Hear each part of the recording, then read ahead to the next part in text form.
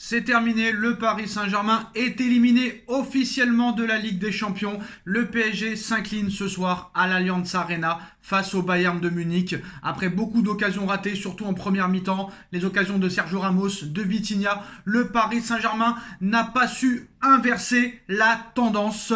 Mbappé a été complètement inexistant. Lionel Messi a été fantomatique. Le Paris Saint-Germain a à peu près bien joué en première mi-temps, mais très clairement le Paris Saint-Germain n'avait pas les moyens, très clairement, de pouvoir être efficace ce soir. Mbappé a été cadenassé et n'a servi strictement à rien. Lionel Messi a été fantomatique. Je ne l'ai pas vu du match. Et les blessures se sont enchaînées. Mukiele qui sort, Marquinhos qui sort. C'est compliqué. Et après, tu fais rentrer Bichabou, 17 ans, qui a seulement 11 matchs en Ligue 1. Qu'est-ce que tu veux espérer? Très clairement, tous les ans, c'est la même chose. C'est une histoire sans fin.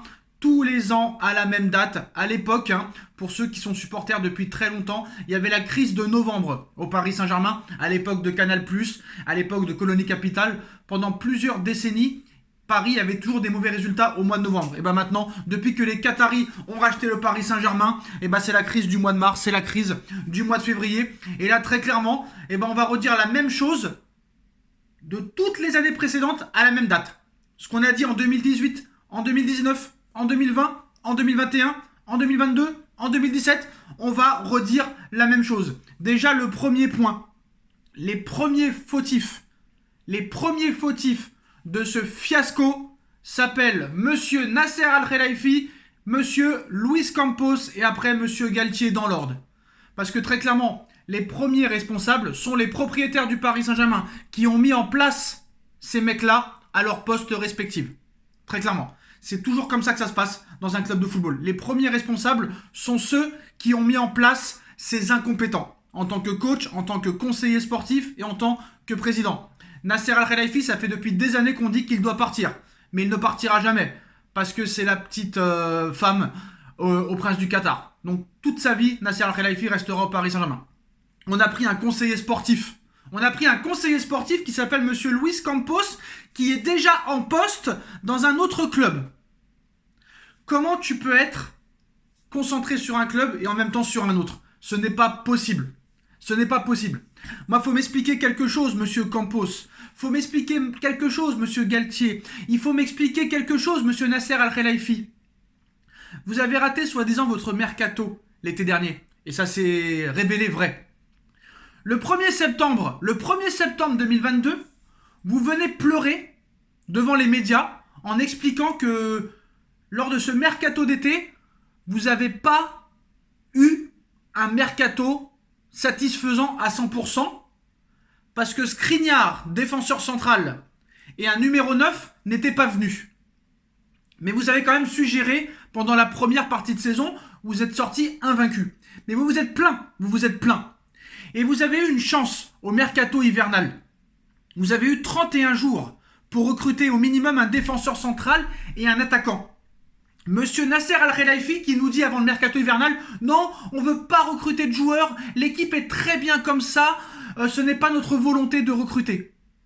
Alors que tu as besoin de renforts en défense centrale et en attaque. Monsieur Galtier, le 1er janvier 2023, juste avant le match et la défaite contre Lens, alors que c'était lui, le premier qui s'était plaint d'absence d'un attaquant et l'absence d'un défenseur central. Revirement de situation. Non, on n'a pas besoin de joueurs. Ce n'est pas notre volonté. Si jamais il y a un joueur qui vient, c'est parce qu'il y aura des départs. Mais sinon, il n'y aura pas d'arrivée. L'équipe est très bien comme ça. On va faire de la place à Bichabou. Si on recrute un défenseur central supplémentaire, ça voudra dire qu'on met Bichabou de côté. Très clairement, je vais pas clasher Bichabou ce soir. Je vais pas l'enfoncer. Le mec, il rentre comme ça dans le bain. Il a 17 ans, mais pour moi, ce joueur-là n'a pas de potentiel. Mais ce soir, c'est pas lui le fautif. C'est pas Bichabou le fautif ce soir. Les fautifs sont ces incompétents qui n'arrivent même pas à prévoir les blessures, qui n'arrivent même pas à anticiper des problèmes physiques de certains joueurs. Si tu te renseignes un petit peu sur le Paris Saint-Germain, tu sais que tous les ans, il y a des problèmes de blessures, donc tu dois anticiper. Et c'est pas parce que les recrues que tu as voulu en priorité ne viennent pas que tu ne peux pas recruter d'autres joueurs. Si Leonardo avait été là, il aurait comblé les vides, il aurait bouché les trous. Et même si c'est pas les joueurs qu'il voulait qui n'était pas venu, il aurait recruté d'autres joueurs pour essayer de solidifier et d'améliorer cette équipe. Et ben non, eux, comme leurs joueurs qui voulaient ne sont pas venus, ils n'ont pas voulu recruter. Ils ont attendu 2 jours avant la fin du mercato pour pouvoir recruter Ziyech. Mais qu'est-ce qu'il aurait fait Ziyech ce soir? Il aurait rien fait, strictement rien fait. Et puis Galtier qui te fait rentrer des Ekitike à la 80e, qui te fait rentrer Emery alors qu'on ne sait pas à quoi ça sert, très clairement. Donc là, je suis désolé, tant que ces dirigeants-là seront là, tant que ces propriétaires, ce président, ce conseiller sportif, etc., seront encore au Paris Saint-Germain, il ne se passera rien. Non seulement tu ne gagneras jamais la Ligue des Champions avec ces dirigeants-là, mais en plus de ça, tu ne passeras plus jamais les 8e de finale de Ligue des Champions. Tous les ans, c'est la même chose. Quelle va être la une de l'équipe? Encore demain. Tous les ans, depuis 2012, c'est la même chose. Et là, maintenant, tu ne passes même plus les 8e de finale de Ligue des Champions. Tu ne passes même plus les 8e de finale de Ligue des Champions. 180 millions Mbappé et 222 millions Neymar.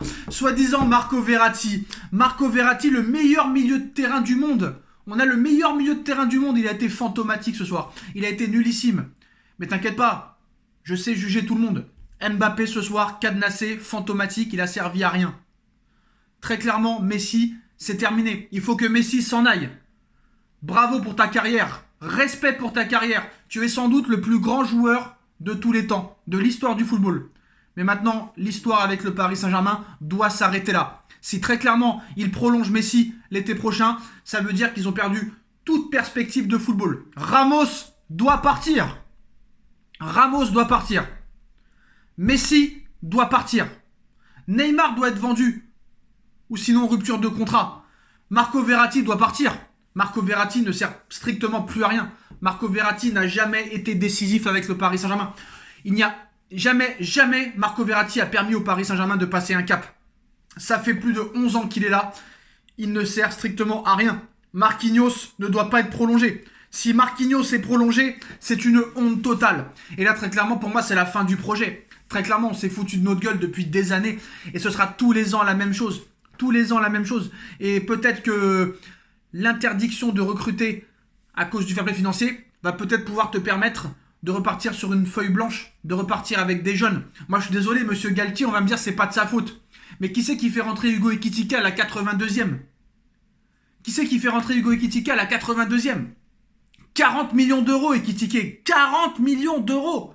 Il rentre à la 82e minute, alors que tu dois marquer 2 buts. Comment ça se fait qu'à 1-0, tu arrêtes complètement de jouer? À 1-0 pour le Bayern, on aurait dit que c'était le Bayern qui devait encore marquer des buts, alors que c'était au Paris Saint-Germain d'attaquer. Il n'y a pas de sursaut d'orgueil, il n'y a strictement rien dans cette équipe, il n'y a pas d'âme, il n'y a pas de cœur, il n'y a strictement rien. Il n'y a strictement rien. C'est le néant total. Verratti, sur le but du Bayern, c'est n'importe quoi. C'est n'importe quoi.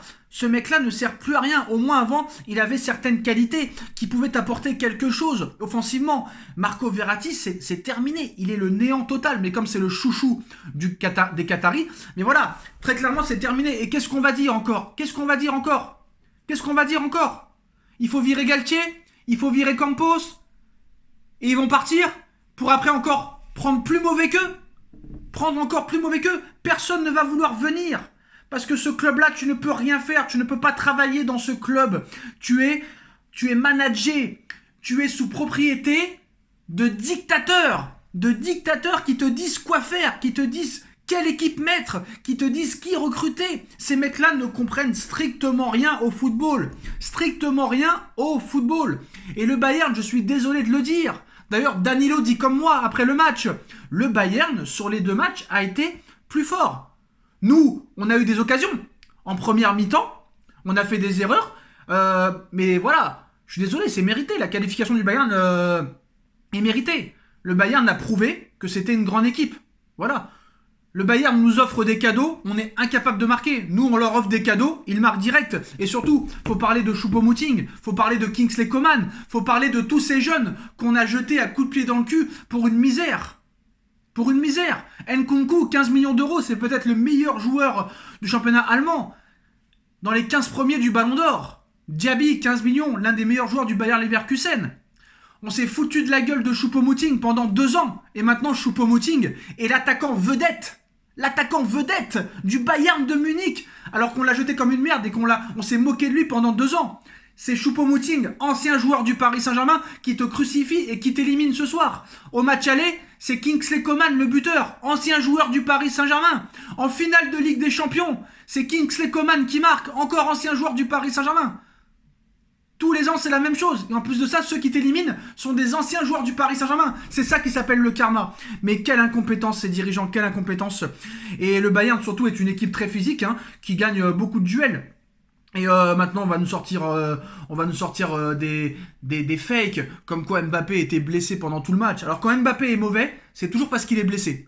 Messi, quand il est mauvais, c'est parce qu'il est blessé ou parce que les autres ne sont pas au niveau. Et à un moment donné, stop, il faut arrêter. C'est une équipe de tocards, ce sont des guignols. À part Danilo, Nuno Mendes, ce sont tous des guignols.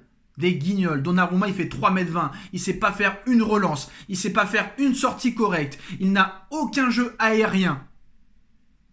Mais moi, franchement, là, très clairement, sur les 2 matchs contre le Bayern, 0 but. C'est un échec total. C'est le chaos. Tout ça pour ça. C'est affreux. Ça fait des années qu'on dit que c'est une équipe complètement coupée en 2. Et on perd le match au match aller. On perd le match en première mi-temps, très clairement. Trop d'occasions gâchées. Et là, ce club est vraiment devenu un parc d'attractions. C'est Disneyland Paris, c'est le parc d'Astérix. Très clairement, c'est un cirque. Alors d'accord, c'est un club qui est malchanceux. L'histoire se répète encore. Les leçons ne seront jamais retenues. On ne retient jamais les leçons. Et surtout, le plus drôle dans cette histoire, même pas étonnant qu'on se fasse sortir. On n'est même pas surpris. Avec un effectif aussi limité, 0 recrue, un dirigeant qui n'arrive même pas à anticiper certaines blessures, des joueurs qui n'ont strictement pas le niveau, ça c'est sûr et certain, un plan de jeu inexistant, un plan de jeu fantomatique, un entraîneur avec aucune autorité, qui ne sait même pas ce qu'il fait là, qui va être démis de ses fonctions dans les prochaines semaines. Vous vous attendiez à quoi ? Marco Verratti, on a insulté tous ceux qui étaient contre Verratti. On a insulté Daniel Riolo pendant des années. Et vous comprenez pas ce qu'on veut dire. Sur Neymar, vous comprenez pas ce qu'on veut dire. C'est juste que voilà, vous vous êtes mis dans la tête que ces gens-là sont sympathiques, que vous voudriez être comme eux, mais sauf qu'ils ne servent à rien. Et le pire dans tout ça, retenez-le bien, c'est que le Bayern de Munich n'a même pas été bon sur les 2 matchs. Ils ont été juste plus efficaces et ont montré que c'était une plus grosse équipe que nous. Voilà. Moi, je vous annonce que le Bayern de Munich se fera exploser lors du prochain tour. Je vous l'annonce, très clairement. Et pour moi, je vais vous dire la vérité, sur certains joueurs, mais surtout sur Marco Verratti, parce que Marco Verratti n'a pas la carrière de Messi, n'a pas la carrière d'Mbappé, n'a pas la carrière de Sergio Ramos, même si ces joueurs-là sont autant responsables que Verratti et les autres. Mais pour moi, Verratti n'est rien d'autre qu'un joueur de niveau très moyen, voire médiocre depuis maintenant plusieurs mois. Et c'est un joueur de square, de square, de récréation, de cours de récréation ou quand vous faites des matchs entre vos potes, très clairement. Il n'a strictement rien du haut niveau. Et malheureusement, c'est la réalité des choses. On est complètement finito, c'était prévisible et ça l'est encore de plus en plus. Et tant que ces dirigeants-là seront à leur poste, il ne se passera strictement rien. Et c'est très triste à dire, tout ça. C'est très triste à dire parce que la saison, elle est d'ores et déjà terminée. Je crois que maintenant, il faut que vous vous rendiez à l'évidence. Il faut se rendre à l'évidence. Il faut que ces dirigeants se rendent à l'évidence. Et il va falloir tourner la page de Léo Messi, de Sergio Ramos, de Marquinhos, de Marco Verratti au Paris Saint-Germain. Et pourtant, il y en a encore qui vont dire que Verratti est l'un des meilleurs milieux de terrain au monde. C'est la vérité. Il y a 0 surprise en fait. Ça fait maintenant plus de 5 ans qu'on n'a plus de patron au milieu depuis le départ de Thiago Motta. 6 ans qu'on a donné les clés à 2 mecs présents dans nos pires défaites. On a viré le meilleur gardien de l'histoire du Paris Saint-Germain, Keylor Navas. Même pas l'oseille pour prendre un défenseur central et un attaquant cet hiver. Même pas en prêt. C'est une honte totale. Et on régresse. C'est factuel. En 2013, en quart. 2014, quart. 2015, quart. 2016, quart. Et depuis 2016, en 8e en 2017, en 8e en 2018, en 8e en 2019. Certes, une finale en 2020, mais sur un Final 8 contre des petites équipes, sans match aller-retour, en match simple, sur des terrains neutres. En 2020-2021, demi-finale. 2022, 8e, 2023, 8e. Donc voilà. Et je pense que tout ça va nous hanter. Encore un pari perdu, encore des espoirs perdus. On verra ce qui se passera. Et je pense que rien n'ira dans le bon sens. Et malgré que Galtier va être viré, malgré que Campos va être viré, parce que Campos pour moi c'est le grand responsable, Nasser c'est le grand responsable, et les propriétaires sont les très très grands responsables, je pense que tant que ces dirigeants-là, tant que ces propriétaires-là continueront dans cette stratégie de vouloir mettre les joueurs dans un confort pas possible en ne travaillant pas. Regardez les séances d'entraînement du Paris Saint-Germain, ça ne travaille jamais. Ça ne fait strictement rien. Ça jongle et c'est terminé. Il n'y a pas de travail, il n'y a rien, il n'y a pas de physique. C'est le néant total. C'est le seul club de haut niveau où ça se passe comme ça. Nous sommes des guignols, nous sommes des rigolos, nous sommes la honte. La honte du football européen. La honte du football européen. 400 millions d'euros sur 2 joueurs qui nous ont strictement pas fait évoluer. Alors certes, Mbappé a fait ce qu'il a pu, mais il n'a pas été aidé ce soir. Messi n'a pas été aidé, mais Messi pour moi a été plus mauvais qu'Mbappé ce soir. Même si Mbappé a été mauvais, Messi a été en dessous de tout. Messi très clairement, il a sa Coupe du Monde, le reste, il s'en bat les steaks. Il s'en bat les reins. Très clairement. Et là, c'est plus un ménage, c'est plus une lessive, c'est plus un nettoyage à sec qu'il va falloir faire. C'est qu'il va falloir presque virer tout le monde, sauf que tu pourras pas parce que ces joueurs-là sont sous contrat. Et si c'est pour virer Galtier et virer Campos, mais pour prendre encore pire qu'eux, c'est pas la peine, autant les laisser en poste, très clairement. Mais là, si tu trouves plus mauvais que Galtier et plus mauvais que Campos, c'est que tu as un talent complètement incroyable, un incroyable talent. Voilà, très triste ce soir. Le Paris Saint-Germain éliminé dès les 8e de finale de Ligue des Champions. Dites-moi en commentaire ce que vous en pensez, on like, on partage et on se retrouve très vite pour une nouvelle vidéo. Tchuss.